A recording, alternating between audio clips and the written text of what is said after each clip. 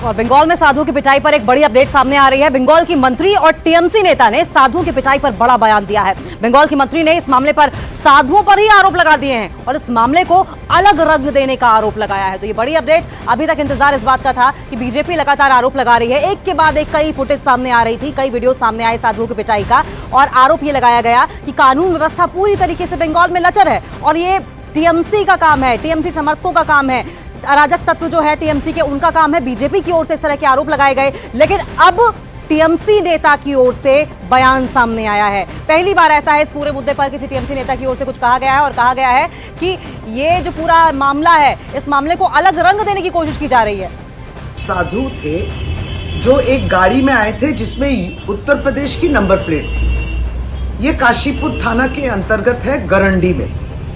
और इन साधुओं के ऊपर संदेह किए वहाँ के जो स्थानीय जो रहते हैं निवासी, उनको संदेह हुआ उनके ऊपर, क्योंकि वो 3 लड़कियों को ले जा रहे थे, उस गांव के लड़कियों को ले जा रहे थे। इस संदेह पे वहाँ के गांव के लोगों ने उनकी पिटाई की।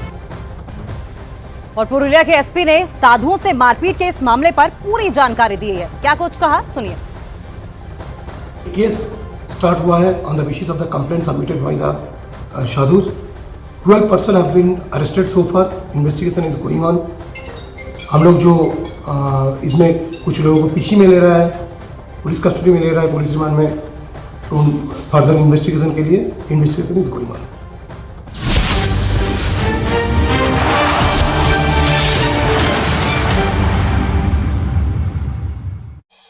गुत्थी सुलझाने के लिए पुलिस ने उस नोट के टुकड़ों को जोड़कर उस पर लिखा मैसेज पढ़ा।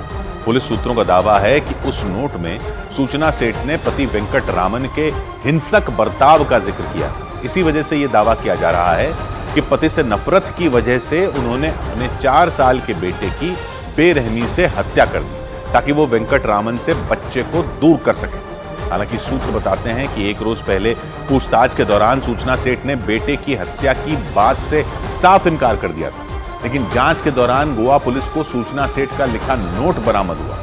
सूत्र बताते हैं कि यह नोट उसी ट्रॉली बैग से बरामद किया गया जिसमें उन्होंने बच्चे का शव छिपा कर रखा था, और उसी ट्रॉली बैग से पुलिस को टिश्यू पेपर पर लिखा एक नोट मिला। सूत्रों का दावा है कि वो नोट 8 टुकड़ों में था और उस पर आईलाइनर से कई बातें लिखी हुई थी। आशंका ये जताई गई कि बेटे की हत्या करने के बाद सूचना सेठ ने जल्दबाजी में नोट को लिखा और फिर उसे फाड़ दिया। सूत्रों के मुताबिक 8 टुकड़ों में नोट बरामद होने के बाद पुलिस ने उन्हें जोड़कर उस पर लिखा मैसेज पढ़ा।